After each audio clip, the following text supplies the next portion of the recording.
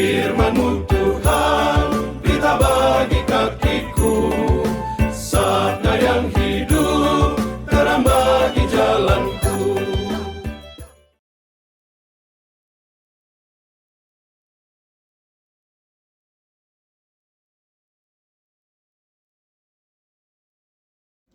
I've only understood a few words at this point.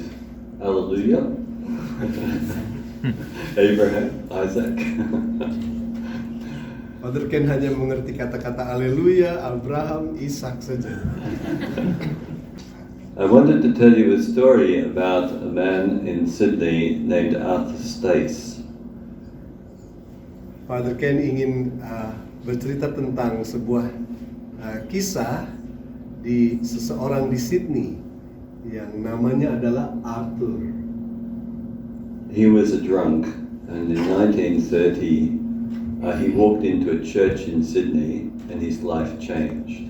Dia seorang pemabuk dan di tahun 1930 dia masuk ke dalam sebuah gereja dan hidupnya berubah. He heard the priest saying that the most important thing we need to think about in life is eternity.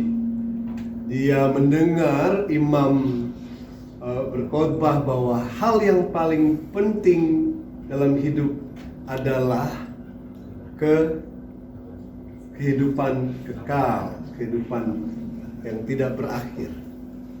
And he had a big conversion of heart because he realized that life is very short and his life was disordered and he needed to change. Dia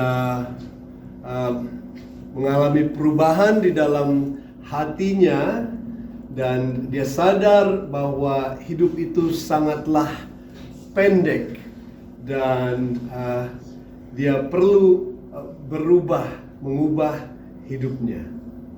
And he did. He invited Jesus, his Savior, to come to him into his heart.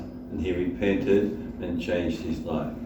Karena itu dia mengundang Yesus masuk ke dalam hatinya dan bertobat sehingga hidupnya mulai berubah. But this word eternity was ringing in his heart and in his mind. Tapi kata-kata ini, eternity, kehidupan kekal, itu mengiang-ngiang di dalam hatinya dan di telinganya. He had had little schooling, so he wasn't trained at all. But he came out of the church and he had some chalk in his pocket. Dia bukan seorang yang berpendidikan tinggi dan tidak mendapatkan banyak pendidikan, tetapi saat dia keluar dari gereja itu di kantongnya dia ada sepotong kapur. And he picked the chalk out of his pocket and he began to write the word eternity on the pavement in beautiful script. Jadi dia keluarkan itu kapur dari kantongnya dan dia mulai menulis kata-kata eternity itu ya dengan tulisan yang indah. He was surprised because he didn't even know how to spell the word. Dia agak terkejut karena sebenarnya dia tidak tahu bagaimana menulis kata-kata itu.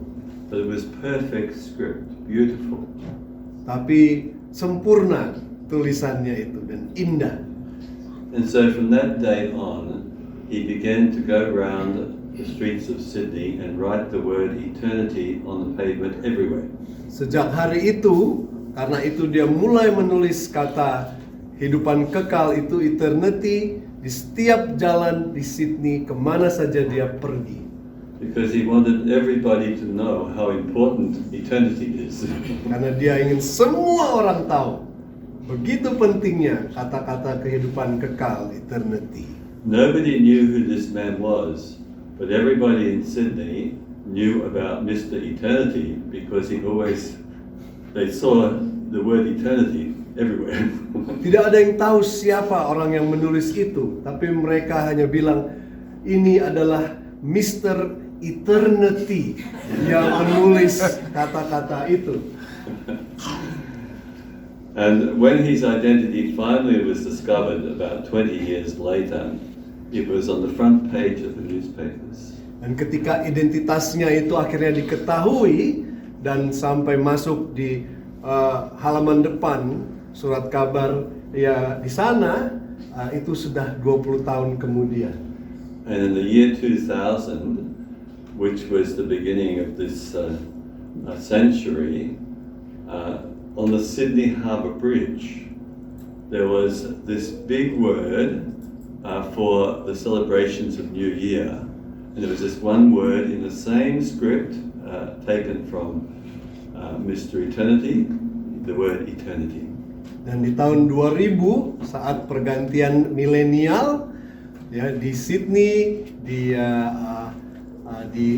jembatan Harbour itu, Harbour Bridge, ada satu kata saja ditulis ya, eternity, dengan gaya tulisan persis seperti yang dia tulis. So the whole world received the word eternity. Jadi seluruh dunia ya menerima dan melihat kata-kata eternity itu. I thought of this today because of the readings today, reminding us that life is very short and we are just pilgrims on this journey. Saya pikir hari ini sangat berhubungan dengan bacaan yang kita dengar bahwa hidup itu adalah sangat singkat dan kita harus dan penting apa artinya itu kehidupan kekal. We are destined for eternity. We are destined to be with God forever in heaven. Kita tujuan kita yang terakhir itu dan juga apa yang menjadi milik kita adalah kehidupan kekal ya bersama dengan Tuhan di surga. We only have a very short time here on this earth, maybe 70, 80 years, and then we have eternity. And the question is, where will you be spending eternity? Kita hanya hidup mungkin 60, 70 atau 80 di dunia ini, tetapi kita punya surga yang adalah kekal. Ya, pertanyaannya adalah di mana kita akan menghabiskan waktu itu. Because as Jesus says here, don't store up treasure here on earth, but rather store up treasure in heaven. Karena Tuhan Yesus mengatakan, jangan kumpulkan harta di dunia ini, tapi kumpulkanlah harta di surga. The decisions we make now are decisions for eternity. Keputusan yang kita buat sekarang itu adalah keputusan yang akan mempengaruhi apakah kita akan ada di surga. A friend of my mother, she and her husband retired from the public service in Canberra very early with a big amount of money. Teman dari Mama Father Ken yang bekerja di pemerintahan Australia itu pensiun dan menerima banyak sekali uang. And so they built their dream house, which was a very big mansion and large gardens and fountains and everything. Dan dia membangun rumah impiannya yang sungguh besar ya, seperti istana dengan taman yang begitu luasnya, rumah impiannya. And they just finished the house and she contracted terminal cancer. Dan saat mereka selesai membangun rumah impian yang indah itu, lalu dia menderita kanker yang tidak bisa disembuhkan. I visited her in the hospital and she took hold of my hand. And I knew her well and she knew me, so she called me by my first name. She said, Ken, she said, we spend so much time in life over things that don't really matter. But there's only one that really matters. Father Ken mengunjungi beliau di rumah sakit dan dia kenal Father Ken sangat baik, dan dia panggil Father Ken dengan nama kecilnya, jadi Ken, ya saya menghabiskan waktu begitu banyak ya di dunia ini dengan hal-hal yang tidak penting, tidak perlu. Sebenarnya hanya satu saja yang penting. As Jesus says, we must be ready for His coming whenever He will come. Tuhan Yesus mengatakan kita harus siap saat Dia datang. We need to be, He says, good stewards because we've been entrusted with much and we need to use it well. Kita harus menjadi good steward ini seorang yang memelihara dan memakai apa yang dipercayakan kepada kita. He will come at a time when we do not expect. Dia akan datang di saat-saat yang tidak kita siap atau duga. And He wants to find us being good stewards of the gift of His love that He's given to us. Dia mau menemukan kita menjadi good steward ini, orang yang bisa dipercaya saat Dia datang. And that is of course through sharing His love with others, sharing the good news. Dan itu adalah dengan cara kita membagikan cinta Tuhan kepada sesama kita. We have been given a wonderful gift in the love of God in Jesus Christ. Kita sudah diberikan pemberian yang sungguh luar biasa dalam cinta Tuhan Yesus. It's so wonderful to see here how you are working to share this love of Jesus with all the students in this place. Sungguh luar biasa di mana kita di sini bekerja semua untuk membagikan cinta kasih Allah dan Tuhan Yesus kepada mahasiswa-mahasiswi yang kuliah di sini. Because this is the one thing that really matters. Karena itu adalah satu-satunya hal yang paling penting. I remember Mother Teresa when she came to Canberra. She told us that she teaches her sisters each night before they go to bed to do the 5-finger test. Karena dia, Father Ken ingat saat Santa Bunda Teresa datang ke Australia dan dia mengatakan kepada suster-susternya dan mengajarkan mereka setiap malam ada pedoman 5 jari. So to think about your day and all that has happened in that day and all the people you've spoken to and the things that you've done, and then simply use the 5 fingers, this is in English, the 5-finger test that Jesus says to you, you did it to me. Jadi dia mengatakan, refleksikanlah apa yang sudah kamu lakukan, apa yang sudah kamu katakan dan sudah kamu perbuat dan pikirkan setiap hari, dan lihatlah melalui kacamata kata-kata Tuhan Yesus dalam 5 jari ini, apakah yang sudah kamu lakukan? Apa yang sudah kamu lakukan untuk saya? You did it to me. You see, because when the Lord comes to take us to Himself, what will matter is whether we have loved. Yang penting adalah apakah kita sudah mencintai.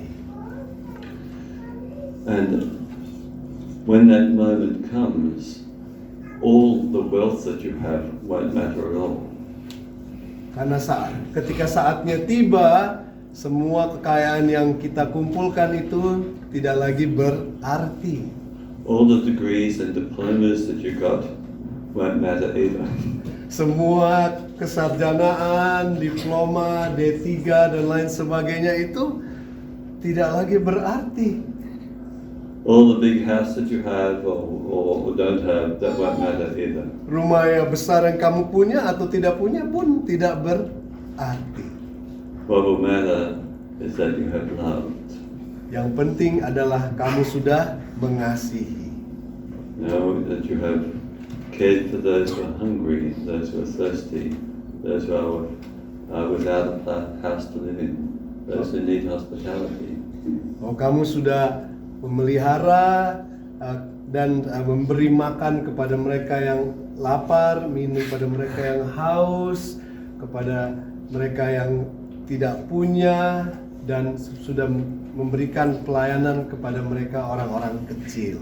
Those who are sick, those who are dying, those who need comfort and assurance that God is with them.